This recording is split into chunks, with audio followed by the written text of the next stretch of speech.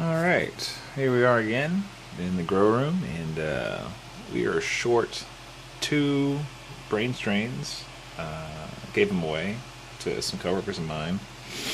So I got another one slated to go out, but I potted up a bunch of plants, so they're now much bigger. So now they have bigger pots, and so I'm not worried about them being cramped in these little trays, even though the trays are pretty deep. So, like from up here, you can't really see, but instead of being small, seed starting trays are pretty large. So, when I transplant into the solo cups, I have to only fill it up about maybe a third before I put it in, because it'll go over the top if I don't. So, I've been buying soil off the internet because I'm a retard, and I'm just like, oh yeah, I just get it offline, it's cheaper.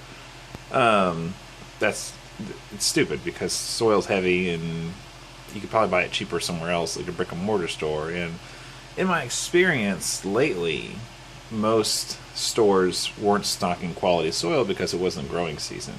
Well, I found a tree nursery, or just a nursery, a plant nursery in town. There's actually 3 of them. One of them is Callaway's, but I didn't go to see them. I saw a local one, and they sold me this potting mix.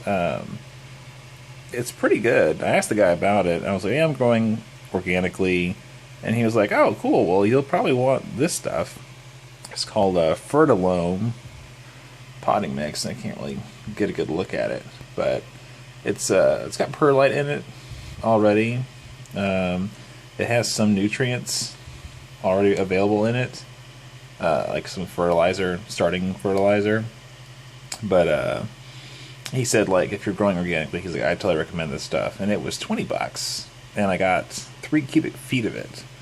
And I know that's not as cheap as buying, like, you know, what is it? Oh, what's the biggest company called? Hold on, I got a bag of something up here. Oh, Miracle Grow. Yeah, that shit's like $5 for like that much. But I've been, it's cheaper than buying 16 quarts for $15. So $20 got me about 4 times that much. And I'm like, oh sweet, I got this whole bin now full of soil. I can transplant more easily. So it's still moist, so I'm letting it sit open because it was wet 2 days ago, and I bought it yesterday. So after the rain and after all the mist and shit, it was pretty moist. Like, the bag was wet when I grabbed it, and I got like water and mixed with soil all over my hands and my clothes. So I was like, well, shit. So I brought it in here, left the container open in the grow room where it gets to be about 85, and it's better today. But I've just been sitting here breaking apart the moist clumps because it's just relaxing, just sitting here running dirt between your fingers. So, oh, and that tomato plant is getting huge, like, compared to the rest. Like, that's really tall. I had to move it to the back. You can't see it. I had to move it to the back because it was getting too close to the light. If it was right underneath it. So this whole setup, like, the biggest plants are in the back and the short ones are right underneath it. So I just hate how it has these scan lines whenever when I'm recording it, because you can't really see everything. I might just do another one later where I had the light turned off, and then you can look at all the plants. But some of them are a little wilted, and I just water them now. So, like this one here.